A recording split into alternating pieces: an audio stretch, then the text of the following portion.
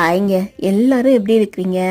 American ஸ்கூலில் Tuesday அப்படின்னாலே என் பையனுக்கு ரொம்ப பிடிக்கும். அதாவது பேன் கேக் பண்ணுவாங்க அன்னைக்கு.